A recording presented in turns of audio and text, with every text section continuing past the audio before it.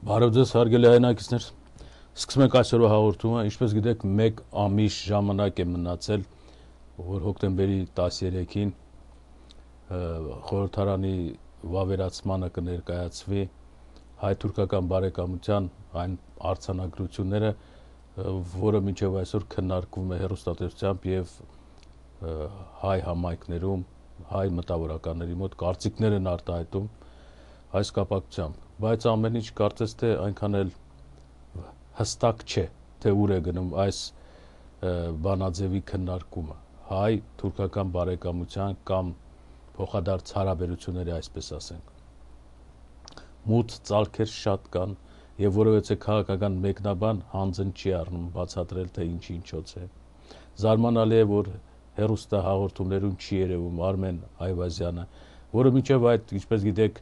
միշտ իր վրա էր վերցրել հայ-թուրք հարաբերությունների եւ ընդհանրապես ցանկացած քաղաքական նման պատասխանատու հարցերի վերլուծությունը։ Բայց հայ-թուրքական հակամարտության կառուցվածքային վերլուծության գրավոր տեքստ Արմեն Այվազյանի կողմից իմ ձեռքին կա։ Ես դա կկարդամ ձեզ եւ կարող ենք միասին, որովհետեւ եզրակացության գալ, թե գիտական առումով, գիտնականի, պատմաբանի, քաղաքական գիտությունների դոկտորի նման մարդ այսօր փաստորեն չկա Հայաստանում։ Բոլորը մանր-մունդր իրենց գործերի հետևից են ընկած, սկսած բիզնեսմեններից, գրչակներից, հրապարակախոս այսպես գրողներ կամ բաներ, սեփական ոչ մի բան չունեն, ուղղակի կեղծում են, ստում են, ինչպես Արտուր Մեշչյանն էր ասում, ծախվում են, որովհետև շուկայում հիմա գները ծախվողների շատ լավ բարձրացել է։ Եվ այսպես սա երկար կտևի երևի այս վերլուծությունը, բայց ես պիտի կարդամ ձեզ, որովհետեւ դուք էլ տեղյակ լինեք, թե ինչպես է մոտենում հարցին տեսականորեն, պատմականորեն, քաղաքական տեսանկյունից։ Արմեն Այվազյան, քաղաքական գիտությունների դոկտոր, Արարատ ռազմավարագիտական կենտրոնի տնօրեն, նախաբան։ 1991 թվականի Հայաստանի անկախացումով հայկական հարցը վերադարձավ միջազգային ասպարեզ, իհարկե ճիշտ այդպես։ Բայց արդեն ոչ իբրև արևմտահայության փրկության հարց, ինչպես այն հայտնի էր 19-րդ դարի վերջին, 20-րդ դարի սկզբին։ Հայաստանի արևմտյան մասում հայություն այլևս չկար։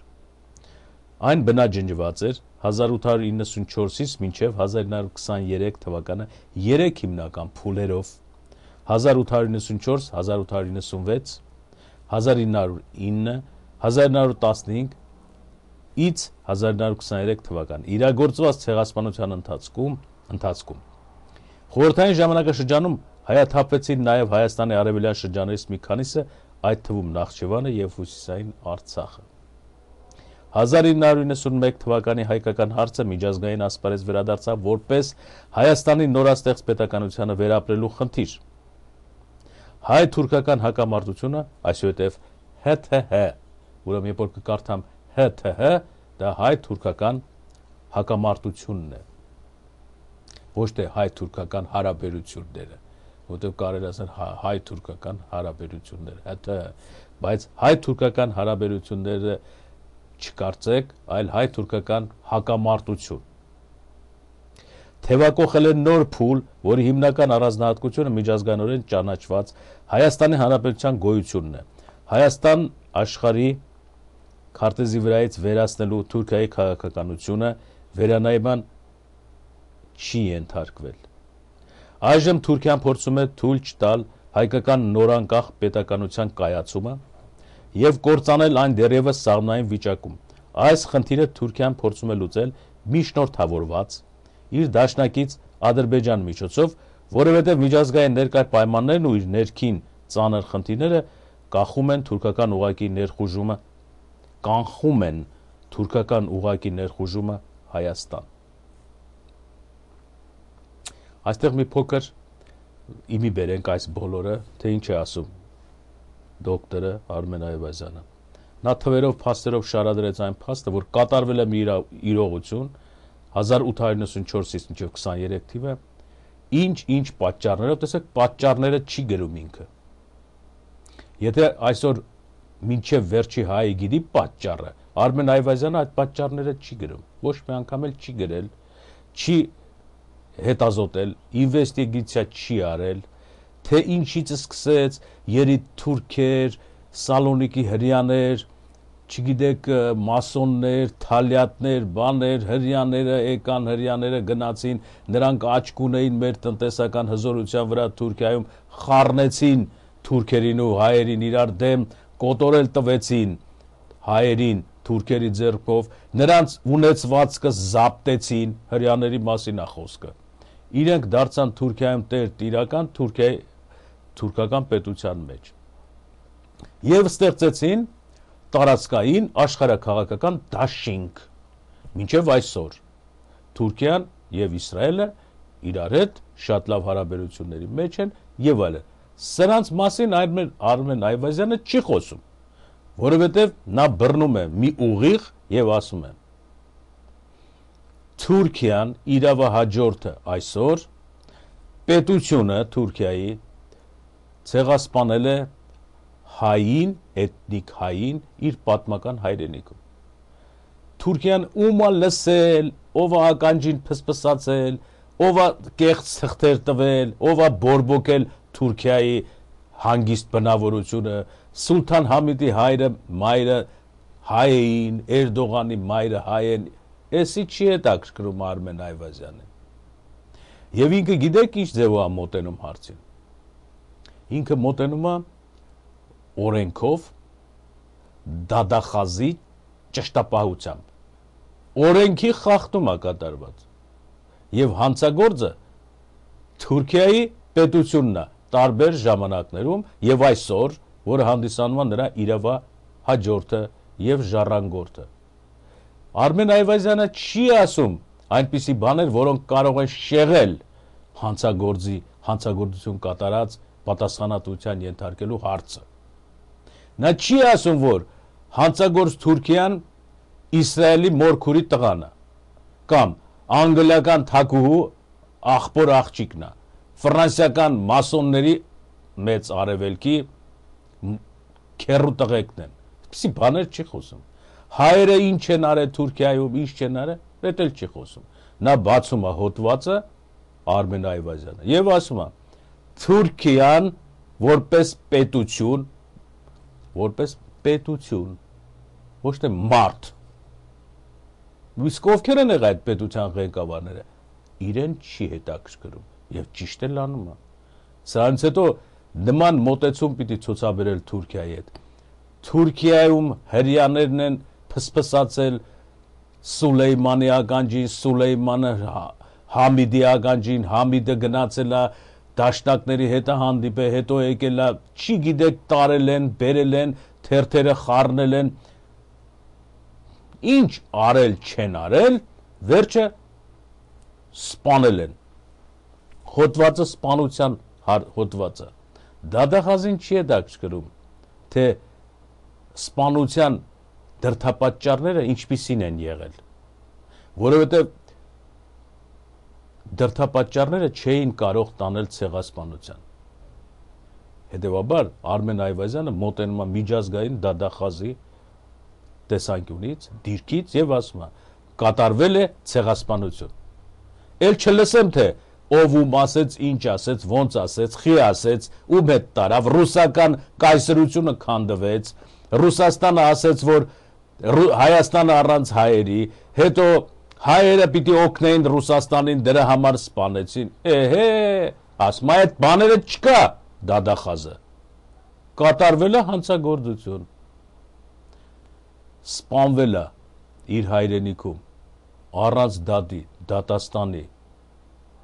անօրինական կերպով։ Մի ամբողջ ժողովուրդ 48-ի ցեղասպանության կոնվենցիայի միջազգային իրավունքի տեսակետից հանցագործություն է կատարվել։ Ուրիշ բան չլսեմ։ Չեք կարող ոչ մի բան բերել մեջտեղ, մեղմացուցիչ դեպք հանցանած։ Չեք կարող ասել, որ չսպանեինք, հայերը մեզ պիտի սպանեին։ Եթե չանեինք, ապա պետությունը պիտի կործանվեր։ Եթե այսպես, եթե այնպես, այդպես բան չկա։ Ցեղասպանության հոդվածի մեջ արդարացում չկա։ Ինչ ուզում ես արա, ասվում է պետության ղեկավարման համակարգերին, բայց ցեղասպանություն չես կարող կատարել։ Կարող ես բանտարկել, աքսորել, պատժել, դաստիարակել, կրթել, ինչ ասես կարող ես անել, բացատրել, ոստիկաններ ունես, ներքին ուժ, ամեն ինչ, բանտ ունես, բան ունես, դատարան ունես, ամեն ինչ ունես, չէ, բայց առանց դրանց մի անգամից դնել ու ըստ էթնիկ պատճառաբանությամբ սպանել մի ամբողջ ժողովրդի չես կարող, ցեղասպանության հանցագործ ես։ Եվ այս հոդվածը, որ դնում է Արմեն Այվազյանը, վերջ առաջ պիտի դրվի ցեղասպանություն է կատարել Թուրքիան, այս թվերից, որը ես կարդացի, եւ պրծում չկա, մինչև չպատժվի ցեղասպանության համար։ Ես նախորդ անգամները ասել էի, որ եթե նույնիսկ Հայաստանը 10 միլիոն եղած մնացած փախած հայերը կաշառվեն, թուլանան, ասեն գործարար կապերով պիտի Վանի շրջանում ռեստորաններ բացենք եւ նավամատույցներ սարքենք, ամբողջ աշխարհին թռուցիկներ եւ DVD-ներ բաժանեն, որ մենք թուրքերից պահանջ չունենք, այսօրվա հայերը, բոլորը, մի հատ մարդ չմնա, բոլորը ասեն, որ թուրքերը մեր եղբայրներն են։ Սա չի ազդում հոդվածի վրա, որովհետև կատարված է ցեղասպանություն եւ ոչ թե հայերի պահանջով այդ գործը պիտի ընթացք ստանա, այլ միջազգային օրենքի, որովհետև հայերը կարող է վախենան, կաշառվեն, հայ չլինել, ասեն հայ ենք, բայց հայերեն չգիտեն, ասեն քրիստոնյա ենք, բայց դու մի ասա քրիստոնյա էլ չեն, ինչ ուզում է կաշիները փոխեն, ճարպիկություններ ցույց տան լեզվի, ինչ որ փաթթվեն թուրքերին, համբյուրեն տարբեր տեղերից, օգուտ չունի, որովհետև միջազգային օրենքը ասում է, եթե դու այ հայ, որ հիմա այսօր թուրքերին ասում ես, ես իրան ներում եմ իսկամ, դու եթե ոչնչացած լինեիր, մի հատ հայ չլներ աշխարհում, չկա, որ բողոքի ասի ինձ սպանել է Թուրքիան։ Մենք միջազգային օրենքով պիտի պատժենք ցեղասպանություն կատարած։ Ոչ թե նրանով, որ որևէ մի հատ հայ գտնենք, որ հայտ ներկայացնի։ Ոչ։ Միջազգային օրենքը փաստաթղթերի հիման վրա գքա մի օր, կասի այստեղ հայեր էին ապրում, այս եկեղեցիները, այս տառերը, ուր են դրանք։ Ամբողջ աշխարհում մի հատ հայ չկա։ Բոլորը վերացել են, ցեղասպանվել են։ Նշանակություն չունի։ Ցեղասպանը պիտի պատժվի։ Հետևաբար, եթե հայեր հայտնվեն հանկարծ, այս պայմաններում նույնիսկ, ասեն, մենք հայ ենք Նոր Զելանդիայից, չենք բողոքում։ Օրենքը պիտի մատ թափտա Նոր Զելանդիայի հայերի վրա։ Ասի սրիկաներ, դուք ոչ մի կապ չունեք ցեղասպանության հետ։ Ուրեմն հարցը հետևյալն է, այն հայերը, որոնք ցեղասպանության կատարած հանցագործությունը չեն ճանաչում, չեն հետաքրքրվում, կոծկում են, կեղծ ցուցմունքներ են տալիս, ասում են լավ է արել, որ ցեղասպանել է, որովհետև հայը դաստիարակված չէր, կրթված չէր եւ ինչ որ բաներ են ասում, բան դրանց խիստ պատիժ է հասնում ցեղասպանին պաշտպանելու համար։ Հետևաբար այսօրվա դրությամբ տեսեք մի փոքր բան կարդացի, ինչքան բաներ դուրս եկավ։ Նրանք, որոնք գնում են բարեկամություն անելու ցեղասպանի հետ, առևտուր, սահմանների բացում, տաշի-տուշի, մշակութային բան, սրանք ոչ թե հայ չեն, այդպես չասենք, այլ նրանք խախտում են միջազգային օրենքը, հնարավորություն են տալիս, որպեսզի միջազգային օրենքը փակուղի մտնի, շփոթեցնում են իրենց կեղծ վարքով, պահվածքով, հայտարարելով, որ իրենք հայ են եւ իրենք բողոք չունեն, չնայած միջազգային օրենքը դադախազը բացատրելու է բոլորին, որ եթե դուք մինչև վերջ էլ ոչնչացած լինեիք, ձեր իզու թոզը կորած լինել, բայց մենք հայտնաբերեինք, որ ձեզ վերացրել է այս ինչ պետությունը, մենք նրան պիտի պատժեինք։ Հետևաբար ձեր հարաբերությունները սահմանների բացելը, փակելը այս կողմ մեն կողմ, եթե պիտի վնասի ցեղասպանության ճանաչմանը, այս դատի հետապնդմանը, եւ ձեր վարքով դուք պիտի փորձեք ծածկել ցեղասպանությունը, ապա դուք էլ պատժի եք ենթակա հանցագործին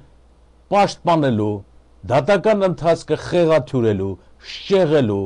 արդարադատությունը կոծկելու մեջ, սա կեղծ վկաների հոտված կդրվի ձեր վրա, որտեվ ավելի լավ է նման հայերը վերանային աշխարից, որ ցեղասպանության համար Թուրքիային միջազգային օրենքով դատեին, հանգիստ օրենքների սահմաններում, քան թե այդ հայերը հիմա կան եւ փորձում են արդարադատությունը ծածկել իրենց բիզնեսների համար, լավ ապրելու համար, գնանք հանգստանանք, այսինքն նրանց գործը միջազգային օրենքի արդարադատության դեմ է դուրս գալիս, իրենց արածը, ուրիշ ոչ մի բացատրություն չկա այստեղ։ Թուրքը լավն է, վատն է, գանգուր է, հանգիստ է, կատաղի է, յաթաղան է, չգիտեք ինչ է, ոչ մի նշանակություն չունի, կատարվել է զանգվածային ցեղասպանություն եւ ցեղասպանը պիտի պատժվի միջազգային օրենքներով, հայի դա կլինի կառավարություն, պարլամենտ, սփյուռք, չգիտեք ինչ, հանցագործի հետ կոնտակտների մեջ մտնելը ցեղասպանությունը կոծկելու համար կամ հանցագործին օգնելու, որ ինքը խուսափի պատասխանատվությունից, այդ բոլորը այսօրվա հայ մարդու վրա է ընկնում այդ պատասխանատվությունը, ինքը կարող է շատ ասի հետևյալը, խոսքը վերաբերում է բոլոր հայերին, կառավարությունից սկսած մինչև սփյուռքի վերջին հայերեն չիմացողով, կատարվել է ցեղասպանություն, միջազգային դատարանը քննում է տարբեր երկրներում, տարբեր երկրներ ընդունել են դա, մենք պիտի սպասենք, եթե նույնիսկ մեր սերունդն էլ չտեսնի այդ դադավարության վերջը, նշանակություն չունի, աշխարհը գնում է դա ճանաչելու, ոչ թե հայի համար, այլ ինքն իր համար, որպեսզի կանխի մի տեսակի կողմից մյուս տեսակի ոչնչացումը, որի ձեռքին է պետություն, զինված ուժեր, լծակներ, մեքենա, ուժային, որպեսզի դա չլինի։ Այսօրվա աշխարհի առաջի հարցը սա է։ Հետևաբար հայերը մի ճանապարհ ունեն։ Եթե չեն միանում իրենց իրավունքները վերականգնելուն, ապա կարող են այդ իրենց իրավունքն ձայն չհանել, ձևանալ անտարբեր, անգիտակ, բայց երբեք քայլ չանել, որպեսզի հանցագործը հիմնվելով իրենց վրա կարողանա խուսափել պատասխանատվությունից։ Խնդիրը շատ պարզ դարձավ արդեն, որ հայ-թուրքական հարաբերությունները ՀԹՀ-ն, իսկական հայ-թուրքական հակամարտություն են։ Եթե հայերը գտնում են, որ հանցագործը պիտի պատժվի, դա հակամարտություն է։ Եթե հայերը գտնում են, որ հանցագործի պատիժը պիտի ձգձգվի ինչ եւ ինչ պատճառներով, ապա իրանք իրավունք չունեն օգնելու հանցագործին իրենց հայ-թուրքական հարաբերություններով, որովհետեւ այդպես եղել է պատմության մեջ 1915 թվականից անմիջապես հետո 18 թվական, 20 թվական, երբ որ հայերը 18-20 թվականի կառավարությունով հանդերձ, ոչ որ հիմակվա կառավարությունը նորաստեղծ գնացին պաշտպանելու Թուրքին եվրոպական դատարանից, որ ցեղասպանություն չի եղել, որ մենք Թուրքիի հետ շատ լավ ենք, Սևերի պայմանագիրն էլ մեզ համար չի, չենք ճանաչում, դուք մի խառնվեք, մենք Թուրքերի հետ լավ ենք։ Նման նամակներ, արձանագրություններ լիքն են, բոլորդ էլ գիտեք։ Շատ լավ, այդ ժամանակ հայ-թուրքական հակամարտությունը հարաբերությունների վերածած դաշնակցական կառավարությունը 18-20 թվականին իրավունք ուներ իր պատասխանատվության տակ վերցնել երկու երկրների ներողամտությունն եւ այլն, բայց 48 թվականից հետո մանավանդ որ այդ օրենքը հետադարձ ուժ ունի, ոչ ոք չի կարող ստեղծել իշխանություն, օրինակ ՀՀՇ-ական, ՀՀԿ-ական, նժդեհական, սովետական, սոցիալիստական, то չգիտեք ինչական, տեսակ, քրիստոնեական իշխանություն ստեղծել եւ ասել մենք թուրքերի հետ շատ լավ ենք, եթե 20 թվականին դա անցնում էր 1920 թվականին Ահարոնյանին էր ուղարկում Վրացյանը, Ռուսաստան էր ուղարկում, բոլոր կոնգրեսներին էր ուղարկում, որտեղ հայկական հարցեր լուծում, ցեղասպանության մասին խոսք չկար այն ժամանակ, այդպիսի հոդված չկար միջազգային, այլ կար իրավունք, որը ժողովուրդը կոտորվել է եւ նրա իրավունքները պետք է վերականգնվի։ Սա էր հարցը, բայց 48 թվականի ցեղասպանության հոդվածից հետո, կոնվենցիայից հետո, ՄԱԿ-ի, արդեն էլ փախուստ չկա։ Ուզում է հայերը որ կառավարություններ ստեղծեն, փորձեն հետները լավանալ բան, կախված է ցեղասպանության հոդվածը Թուրքիայի վրա։ Երբ սկսեն դատավարությունները այս հոդվածների թուրքերին հաջորդներին, որոնց սերունդներն են կատարել, բայց պետությունը նույնն է։ Ոչ մի բան չի փրկի։ Նույնիսկ հայ կառավարությունն է, որ գնա ասի մենք եղբայրներ ենք, բան չենք բողոքում, օգուտ չունի։ Դատարանը պիտի ասի նա սպանել է քո հորը։ Հիմա դու եկել ես ասում ես մենք եղբայրներ ենք, դա ինձ համար նշանակություն չունի։ Հետաքրքիր է պատժի առավելագույնը, որ սպանություն է կատարվել։ Եվ դու չես կարող ասել իմ հորն է սպանել, ես չեմ բողոքում։ Այդպիսի բան չկա սպանության մեջ, ցեղասպանության մեջ առավել եւս։ Հետևաբար հայ ժողովուրդը այսօր, որ մի ամիս է մնացել, ուղեղի մեջ պիտի պարկացնի։ Իրեն չի ասվում դու դավաճան ես, դու ծախեցիր որդիներիդ, ցեղասպանվածների հոգիները քեզ կուտեն երազիդ մեջ, չգիտեմ ինչեր, հա, ինչքան ասես բաներ կասեն, չէ՞, մարդիկ։ Այս բոլորը մի կողմ դրեք։ Հայ ժողովուրդը իրավունք չունի խառնվել այս գործին։ Ասել ես ներում եմ։ Ես քո հետ հարաբերությունների մեջ եմ։ Ապրանք եմ տալիս, ապրանք եմ առնում։ Եվ այս հայ-թուրքական հարաբերությունները, որոնք կարող է հանկարծ օգտագործվեն ցեղասպանությունը ճանաչելու գործը ձգձգելու մեջ, սա է վտանգը։ Պարզապես թուրքական ներկայիս կառավարությունը հնարավորություն կունենա խաբել միջազգային հանրությանը էլի ինչ-որ տարիներ, տասնամյակներ։ Եթե այդ ընթացքում նա կարողանա վերացնել հայկական էթնիկ կազմը աշխարհից, որը չի կարող իհարկե ֆիզիկապես վերացնել, բայց կարող է հոգեբանորեն վերացնել։ Եվ այսօր մենք տեսնում ենք, որ հայկական կողմի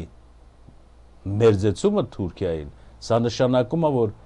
հայ կողմը, հայկական ցեղը հոգեբանորեն մահացած է, չնայած ֆիզիկապես կա։ Եթե այսօր գնում է ցեղասպանի հետ նման հարաբերություններ ստեղծելու խոսալու։ Այսինքն, եթե նա ֆիզիկապես ոչնչացած չի, հոգեպես ոչնչացած է։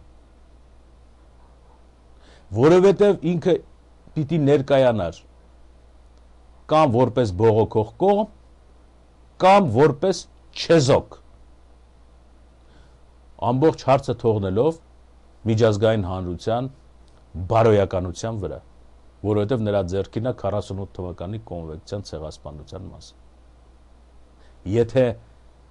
հայ տեսակը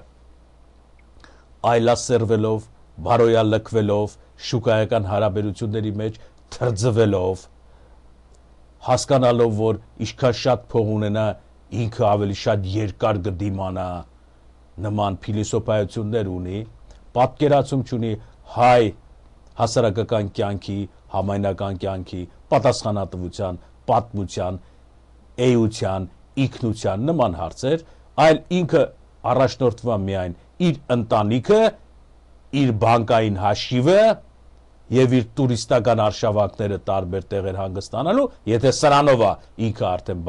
հասել է դրան։ Հետևաբար նա արդեն մեռած է որպես հայ ընդհանրության մասնիկ, բայց ֆիզիկապես գոյություն ունի եւ նրա հաջորդները պիտի կամաց այլասերվեն, կորցնեն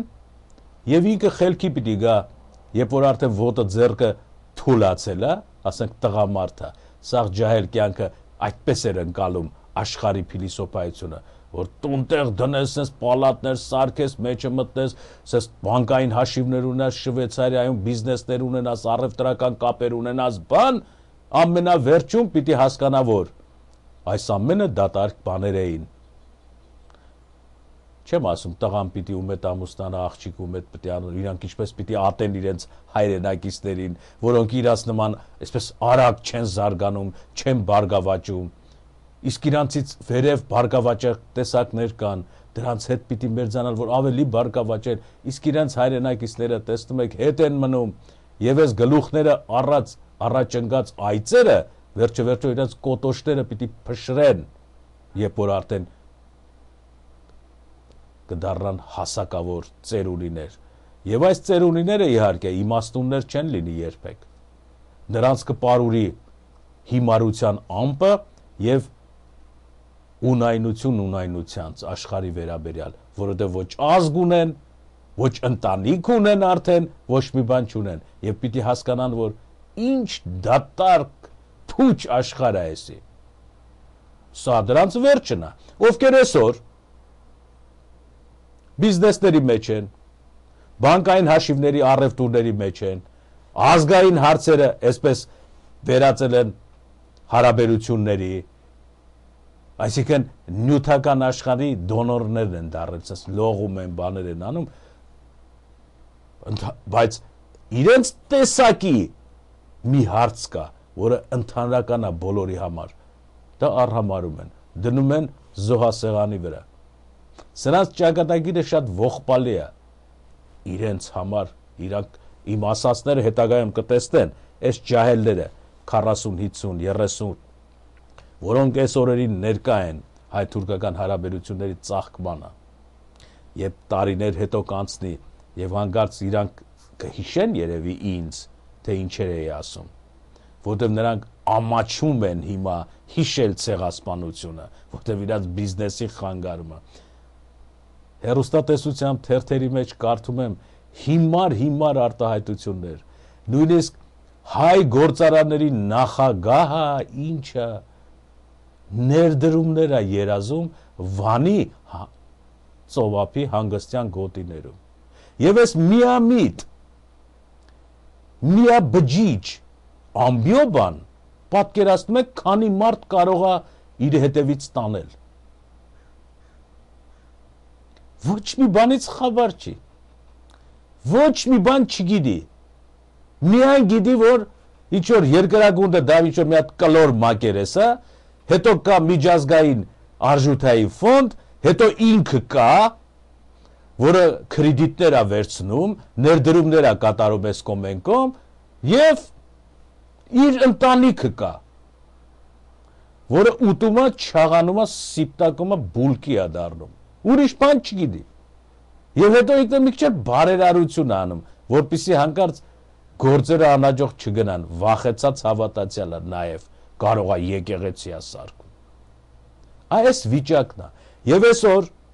այս հարցի շուրջը հայ-թուրքական հարաբերությունների առաջի թշնամիները նրանք են, որոնք պատկերացնում են, որ Թուրքիայում բիզնեսներ պիտի բացեն։ Էլի մարդիկ կան, բայց դուրս է գալի, որ շուկայական հարաբերությունները առաջացած բուրժուազիան հայկական, դասականորեն միշտ էլ այդպես է եղել։ Թուրքական բուրժուազիայի եղբայրն է։ Մինչև որ թուրքական բուրժուազիան, այս մեր հայկական բուրժուազիային, պարզապես կմորթի ծունկը դրած կրծքին։ Ինչու։ Ինչու պիտի այդպես անի։ Պարզաբան ենք։ Որտև այս երևույթների մեջ, եթե հայ իրականությունը հանգիստ է, որ կգնա Թուրքիայում կհանգստանա բիզնես կբացի, ինքը արդարությամբ եղբայրություն է ուզում, բայց հանցագործը անհանգիստ է, հանցագործը անհանգիստ է, որովհետև սպանություն է կատարվել, որովհետև ինքը քաղաքական նշանակետի տակ է ցեղասպանության, թե իր հետ, իր երկրի հետ, իր պետության հետ, ինչեր կկատարվի, ինքը չի կարող կանխատեսել, ինքը սարսափի մեջ է միշտ, այնպես ինչպես ցանկացած սպանություն կատարած մարդ։ Ոչ ոք չգիտի, ոչ ոք դատի չի տալիս, ոչ մի բան հայտնի չի, բայց հո ինքը գիտի, որ ինքը սպանել է, և նրա վարքը շատ տարօրինակ է։ Նա անհանգիստ է, վախեցած է, անընդհատ սպասում է, որ հեսա իր հետ մի վատ բան է կատարելու, որ այդ ինֆորմացիան ինքը սպանել է, ինչ որ տեղից գալու է իր վրա, անպատկերացնելի ձևերով։ Սա Թուրքի հոգեբանության մեջ է նստած, որտև ինքը հանցագործ է։ Եվ ինքը պիտի այդ հանցագործության համար ջանք ու եռանդ չխնայի, բոլոր միջոցներով, և ինքը ինչից է վախենում շատ, հանցագործության ժամանակ զոհվածի ազգուտակից է վախենում։ Եթե միջազգային դատարանն ու ցեղասպանությունը Դամոկլյան սրի նման կախված է Թուրքիայի վրա և ցանկացած պահին առանց հայերի մասնակցության կարող է կախվի, մի հատ իրավաբանական գրասենյակ դատի տա և ասի Թուրքիան հայերին ոչնչացրել է, առանց լսելու, հայերը ասում են, չէ, չի ոչնչացրել, բոլորին մի կողմ կքաշեն, կասեն հեռացեք ստեղից, հայեր և մետիսներ և այլ տեսակի ճնճղուկներ, սպանել է հայ ժողովրդին, բայց չի սպանել մենք, դուք հայ չեք, կասի այդ իրավաբանական գրասենյակը, և Թուրքիայի գլխին կմոտեցնի գելատինը այդ ժամանակ, դա Թուրքիան գիտի, որովհետև պիտի ասի, դու ցեղասպան ես, ոչնչացրել ես հայերին, ինքը պիտի ասի, բայց հայերը չեն բողոքեմ, դա նշանակություն չունի, բայց հայերը մեր մոտ բիզնես են բացել Վանաձովի ափին հանգստյան գոտին, դա նշանակություն չունի, կասի միջազգային օրենքը։ Դրանք հայ չեն, դրանք թուրք են, հայերեն են խոսում, չեմ ընդունում։ Բա ինչ ես ուզում կասի ցեղասպանը միջազգային օրենքին, իսկ միջազգային օրենքում ձեռքում է դուք հայտնի գիտեք։ Ես վախենում եմ կասի միջազգային օրենքը, որ դու նույն բանը կանես քրդերի նկատմամբ։ Չեմ անի, հավատացող չկա, արել ես, ունենք, էլի կանես, ինչ պետք է անենք, ինչ պետք է անենք, պետությունը պետք է բաժանենք 4 հավասար մասի, մեկը քրդերին պետք է տանք, մեկը հույներին պետք է տանք, հայերը չկան, որովհետև իրենք դուք եք հայերը, դավաճանել են այս գործին, չկան, իրաց չենք էլ լսում, էլի նույն պատմությունը պետք է լինի, հայերը աշխարհի բաժանման այս տարածքաշրջանից քայլ են արել, որ իրանք բողոքող չեն, որ իրանք բարեկամ են թուրքերին, ոնց որ 20 թվականին փագեցին այդ ամեն գործը, նույն բանն առաջացել, առաջիկայում եթե հանկարծ Թուրքիայի տարածքը միջազգային օրենքների հիման վրա ցեղասպանություն կատարան, պիտի Թուրքիային հանցագործության համար պատժեն, հայերը իրենց դուրս են անում խաղից։ Էս է կատարվում այսօրվա իշխանությունների եւ հայ-թուրքական բարեկամության այս անպամած տիրույթներում, ուրիշ ոչ մի բան չկա։ Եվ սա ով է անում։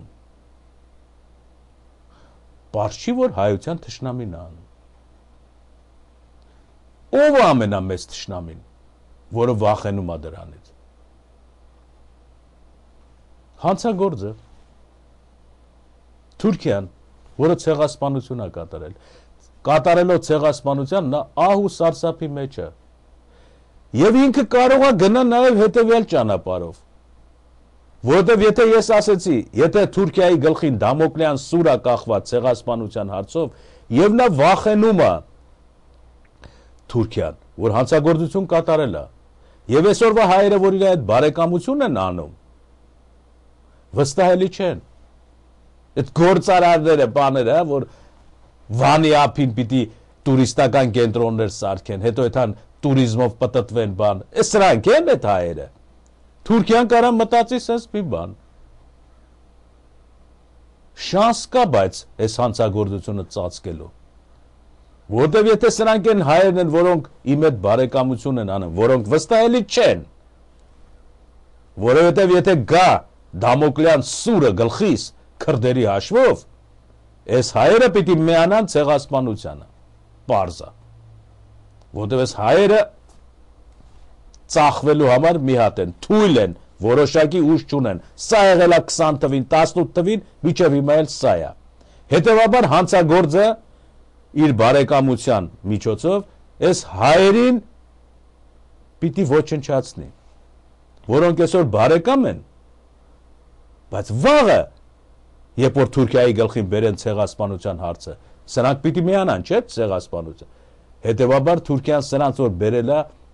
իրեն բարեկամ, պիտի ոչնչացնի, որ եթե վաղը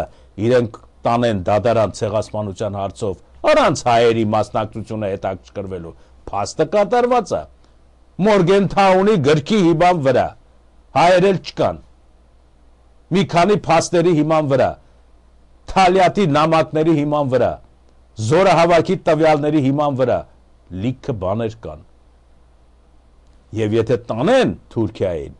Թուրքիան հույսը հանկարծ դնի, որ դե հայ բողոքող չկա, ինչի համար եք բողոքում։ Դրա պատասխանը իհարկե կլինի միջազգային դատախազի, դա նշանակություն չունի, որ հայ չկա։ Որովհետև բարեկամություն անելու ժամանակ արդեն սաղին խեղդեց, վերացրեց Թուրքիան այսօրվա հոկտեմբերի 13-ի դեկլարացիայի հիման վրա։ Բայց Թուրքիան չի պատկերացնում, որ դատախազը կասի, թե դա նշանակություն չունի, կա թե չկա։ Դու պիտի պատժվես։ Բայց արդյունքում ինչ կլինի այս իրադրության մեջ, որ հայ-թուրքական բարեկամության զարգացման ընթացքում մարդասպանը որոշեց վերացնել վկաներին, որոնք կփոխեն հենց որ իր գլխին ցեղասպանության գործ բացի միջազգային դատարանը, վախենալով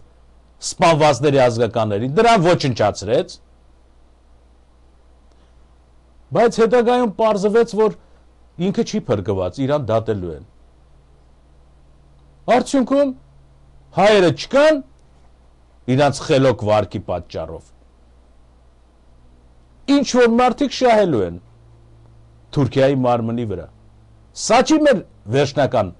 հարցը։ Իսկ եթե հանկարծ թուրքերը, հայերը, հայ-թուրքական հարաբերություններում գոնե մի քանի տարբերակներ մտածեն, որով որ ես եմ ասում։ Ցեղասպանությունը եթե պիտի ձգձգվի, թող ձգձգվի։ Ումը դրված այդ իրավունքը, որ ինքը պիտի ապրի ցեղասպանությունը ճանաչած կամ չճանաչած այս ժամանակի մեջ։ Ինքը պիտի տեսնի, բայց այդքան հարուստա բան պիտի ֆրֆռա, չէ։ Ով իրավունք ունի ասի, ես իմ կյանքի ընթացքում պիտի Թուրքիայի հետ մենք վերջացնենք այդ ցեղասպանության հարցը։ Որովհետև նորից եմ կրկնում, ցեղասպանության հարցը հայերի հարցը չի։ Պարզապես հայերը ենթարկվել են ցեղասպանության։ Եվ որպես վկա, եթե հանդես չեն գալի, այլ հանդես են գալի որպես հետքերը խճճող, բարեկամություն անող հարազատներ ցեղասպանվածներին, ապա նրանք կրկնակի կպատժվեն։ Բայց գործը չի փակվի։ Ցեղասպանությունը կհաղթանակի, բայց հայերը չկան։ Ձեռը տալիս ձեզի։ Արդարությունը կհաղթանակի, հայերը չկան։ Տարածքաշրջանում կառաջանա քրդական պետություն, միգուցե ասորիներն էլ գան այդտեղ պետություն սարքեն, որովհետև կհավաքվեն, կասեն մենք այսքան տարի լռել ենք, մենք էլ ցեղասպանվել ենք, բայց մենք Թուրքիայի հետ տուրիզմ չենք զարգացրել, որովհետև պետականություն չունեին։ Էլի մարդիկ կքան։ Ձեռք տալիս, մտածեք, միամիտ ժամանակ կա։ Գնացեք ազգային ժողովում, քվեարկեք բարեկամության համար։ Հույսները դրած ցեղասպանություն կատարած թուրքի հետագա քայլերի վրա։ Եթե ինքը մարդ կգտնվի, կասի ցեղասպանությունը պիտի ճանաչեմ, այդ մեկ առաջինը, բայց առաջ մի հատ բարեկամությունը հաստատեմ, հետո նոր կճանաչեմ։ Տարբերակա, երևի տենց է մտածել։ Կամ մտածելա հələ սրանց բարեկամությունը վերցնեմ, դատարանի ընթացքը կմեղմվի, մի քիչ կաշառք կտամ, կասեմ բողոքող չկա, հայերը մտնում են երկիր բան, շատ էլ ուրախ են, միգուցե հաշվի առնեն։ Չգիտի միջազգային դատարանները իրան նկատմամբ ինչպես կան տրամադրված, ինքը չգիտի։ Այդ խաղն է խաղում, հնարավոր է, տարբերակա։ Բայց հայերին խաղ չկա։ Հայերը ինչ տարբերակով էլ ընթանան, պարտված են։ Որովհետև գործ ունեն խորամանկ հանցագործի հետ, որը գիտի ինչպես ծածկել հանցագործությունը, ինչ քայլերով անել։ Եթե պիտի կաշառի միջազգային հանրության այսօրվա ղեկավարներին, բայց չգիտի վաղը ովքեր կնստեն, էդ էլ չգիտի։ Եվ այս գործը sense պիտի մնա միշտ բաց։ Հայերի ներկայությամբ կամ առանց հայերի ներկայությամբ։ Եթե ջենոսայդը շարունակվում անընդհատ գույնը փոխելով կարմիր, կանաչ, կապույտ, սպիտակ, այսինքն բերում է նրան, որ ջենոսայդից հետո ցեղասպանություն առաջացած հայերը լեզու խոսել չգիտեն, ներում են թուրքերին, իրաք ուզում են Վանի ծովում տառեխիկ ռեստորան բացել, կամ ճանապարհորդության տուրիստական կենտրոններ բացել, համատեղ ձեռնարկություններ բացել, էներգիա կրել, էներգիա բերել։ Էս են հայերը։ Միգուցե։ Խնդիրը հետևյալն է, հայը կա թե չկա։ Ֆիզիկապես կամ հոգեպես մշակույթ։ Եթե հայերն են, այն հայերի սերունդներն են, իհարկե պետք է ասենք, չէ, սրանք ավելի վատ տեսակն են։ Իրանք է պիտի կռվեն, չասեն, մենք լավ տեսակն ենք, մենք ամենալավ հայերն ենք, մենք սիրում ենք, երբ որ չալաղաջ ենք ուտում թուրքերի հետ։ Իմիջայլոց։ Ես Արմեն Այվազյանի այս կտորի վրա, ասակ իշքան ձևերով առաջ եկա, բայց սա պիտի ես ձեզ կարդամ, որտեղ սա լուրջ է գրած։ Բայց օրինակները, որը ձեզ բերում եմ ես, չէ անընդհատ։ Այսինքն հայերը վերջո հայ են էլի։ Մի քիչ հավ, մի քիչ հիշողություն չունեցող, մի քիչ տառապած, հույսները դրած լավ ապրելու հեռանկարների վրա։ Մտներով չի ասում, որ այ երբ որ 15 թվին ամբողջ թուրքական ասկերների խուժանի ուղեկցությամբ հայ ժողովուրդը ճանապարհներ ընկած սոված ծառավ գնում էր, սրանք այսօրվա հայերը, որ պարլամենտում պետք է նստեն իջոցս խոսեն, բան, չեն պատկերացնում, որ էլի օրը նույն այս ձևի է եղել։ Ծաղիկները ծաղկում են, գարնանային շրջաներ, չէ՞։ Արեգագը տաքացնում է, երկինքը կապույտ է, պարզապես մարդիկ ընկած բողջաներով, բանով, պատրոտված շորերով, քանի շաբաթ առաջ ջրի առանցածի տուրիստական արշավի են գնացել, որպեսզի իրենց մարմինները նիհարացնեն, ավելորդ ճարպերը հեռացնեն, պասեն պահե զադիկի արդիվ։ Բայց երկրագունդը նույնն է, նույն ձևի է։ Սևանի ալիքները ճլըպ-ճլըպ, Վանաձորինը ճլըպ-ճլըպ, Եփրատն էլ հոսում է, ծտերը կանչում են, խոտերը աճում են, ամեն ինչ լավ է։ Այնքան լավ է, որ հայկական այս ցեղասպանության ենթակա տուրիստական խումբը, որը ուտելիքի պաշար չունի կազմակերպիչների անփութության պատճառով, ջուր-մուր չունի, ճանապարհին չեն դիմանում, մեռնում են, բայց կողքի դաշտերն էլ, որ ցորենա ցանած չէ, 15 թիվն է։ Մի մորեխ անգել, մի մորեխ։ Մորեխը ոչնչացնում է ցորենը։ Ջնջում է։ Շատ հանգիստ մարդիկ գնում են, արևը վայ պայծառ, եղանակներն էլ ոչինչ, գիշերը կարաս քնես իրար կպատ, եւ այս հայերը նույն ձևի հիմա նայում են, արևը կա, ամեն ինչը նույնն է, հաց ու ջուր էլ ունեն, բացի դրանից էլ երբ ուզեն ինքնաթիռը կնստեն, կգնան Եվրոպա, Փարիզի Շեզալիզեն փողոցներով կկանգնեն, կասեն ինչ լավ փողոց է, այ ես պատկերացնում եմ, որ մեր Երևանն էլ այս փողոց պիտի ունենա, մենք պիտի աշխատենք, որ այսպես լինի։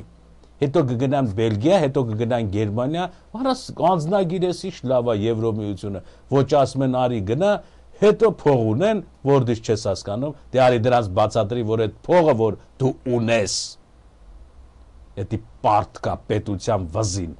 պարզապես դու գողացել ես պետության վզի պարտքը, տեղը ոչինչ չես, հիմա ինքը ֆրֆռում ես Եվրոպայում։ Իրան թվում է, թե ինքը բիզնեսմեն է եւ ինքը գործ է անում։ Սենց վիճակ է, հայերի վիճակ է այսօրվա։ Եվ երբ որ դեմ են տալի քաղաքական մի հատ խնդիր, ոնց որ Հալովենի դդումները լեն, դնգ ձեներ է լսվում։ Այսօր նայեցի Ալեքսանդր Թոփչյանը, դա տարկ բաներ է խոսում։ Հայաստանից փախավ են ցուրտ ու մութ տարիներին, 10 տարիից ավել Ֆրանսիայում ընտանիքով պահվեց, հիմա էլ գնաց է Հայաստան, դարձել է հրապարակախոս, հայ-թուրքական բարեկամության մասին, ինչ որ մի հատ վեպ էր գրել, ինչ որ սեքսական արատա վերնագրով, տարարա, արատա, ասես մի բան, հիմա էլ գնաց է դառել է հրապարակախոս, TV-ով ելույթ է ունենում, թե հայ-թուրքական բարեկամությունը մենք պիտի զարթացնենք։ Արմեն Այվազյանն TV-ով չի ելույթ ունենում։ Ալեքսանդր Թոփչյանը, Անահիտ Թոփչյանի ամուսինը, գիտեք հայտնի է Երևանին եւ աշխարհին։ TV-ով ելույթ է ունենում հայ-թուրքական բարեկամության մեջ։ Ավետիքյանը, ազգ թերթը, որը միշտ էլ փնովել է, ելույթ է ունենում, որ պետք է, բայց էսի շատ խորամանկ ասում է, բայց վտանգավոր է ասում է։ Սահմանը փակ պահելը, ես էլ ուրիշ բանով վախացնում։ Ամփոփեմ այսօր։ Այս հայերը, որոնք հիմա կան, էլի են եղել։ Դաշնակցության ժամանակ 20 թվականին, երբ որ կռվում էին արդեն, թուրքերը գալիս էին, սրանք որոշում են մեր աֆիցերսկի սաստավը, որը ռուսերեն էր խոսում իմիջիալ, սա ռուսերեն են խոսում, սպայական անձնակազմը, էդ էլ կկարդամ, լիքը նյութեր կա, որ կարդանք տենակ ինչ ա եղել այդ թվերին, որ այսօր պիտի նորից կրկնվի, ասում են գիտեք ինչ անենք, ճակատը կա իբր թե, թուրքերի հրամանատարներին ասենք, լավ կոնյակ ունենք, 50 տարվա։ Մի հատ իրար հետ քեֆ անենք բարեկամության եւ եղբայրության վերաբերյալ։ Հակառակորդ նույն դրությունն է։ Մարդ են ուղարկում, որ մեր ճակատի հայ սպաները այսօր որոշել են, պատերազմը թողնենք մի կողմ, իրար հետ նստենք, ուտենք, խմենք, քեֆ անենք, լավ կոնյակ ունենք։ Թուրքերը պատասխան են գալիս։ Անպայման մենք գքանք մեր ամբողջ զորքի կազմով։ Գալիս են։ Հավաքվում են մի հատ տեղ ու սկսում են զորնադհոլը նվագել, պարել, բան անել։ Ամբողջ սպայական կազմը հայկական եւ թուրքական։ Ուտում խմում են եւ հայերը ասում են մեր էս կոնյակը որ խման իրանք, տես ինչ են լելու, չուլ են դառնալու, թուրքերը ինչ խմող են ջանում եւ այլն։ Ուրախանում են իրար են բզում, իրանք էլ լավ խմում են, որ տղամարդը Արարատի կոնյակի բանը եւ այլն գիտեն։ Եվ այս քեֆը տևում է մինչև առավոտվա 4-ը 5-ը լույսը պետք է բացվի։ Դե լավ ասում են գնանք քնենք արդեն, լավ խմած ենք, սաղսը քեֆն է կերած խմած ենք։ Գալիս են իրանց զորքերի մոտ, բայց քնում են մեր հրամանատարական կազմը, նույնը մտածում են, որ թուրքերը գնացին խաղաղությամբ պիտի քնեն, որովհետև իրանք էլ են, չէ՞ այդ վիճակը։ Բանից պարզվում է, որ թուրքերը եւ էսի կկրկնվի այսօր իրենց հրամանատարական կազմին չեն ուղարկել հայերի հետ կոնյակ խմելու, այլ ուղարկել են պարզապես հասարակ զինվորներ, բաներ, ընդ մի 20-30 հոգի ուղարկել են, էլի։ Վրան նշաններ են, բաներ են կպցրել, եկել են։ Ու առավոտը, երբ որ այս մեր հրամանատարական կազմը քնածա մուշ-մուշ, հույսը դրած բարեկամության կոնյակի վրա խմած, թուրքերը լայն ճակատով հարձակվում են, որովհետև արդեն նրանք գիտեն, որ մեր հրամանատարական կազմը ազնիվ գործարարները այսօրվա ազնիվ Վանաձովի ափին տուրիստական հիմնով քնած քեֆ են արել, հիմա էլ ասում են, այսանց հետո թուրքերը մեր բարեկամներն են, կհարձակվեն մեր վրա, առավոտը ելնենք, մի հատ լավ քնենք, մի հատ կանչենք, միանգամից իրանք կհանձնվեն մեզի, բայց ինչ, ժամը 5:30 թուրքական ճակատը հարձակվում է, դե պատկերացրեք մեր հայկական զորքի վիճակը, տղեկը քնած են, և Հավիտյան էլ մնացին քնած իրանց սարքած դավին անտեղյակ, ցավին անտարբեր, թմբկաբերդի առումը։ Եվ այս թուրքերը են թվերին, 20 թվի։ Եվ այս հայերը են թվին, այսօր կան, որը կոչվում է հայ-թուրքական բարեկամություն, սահմանի երկու բացենք, փակենք, ֆուտբոլ խաղանք եւ այլն։ Սրանով ավարտենք, վաղը կշարունակեմ այս թեման, այսի պիտի կարդամ, ստեղծություն ձեզ։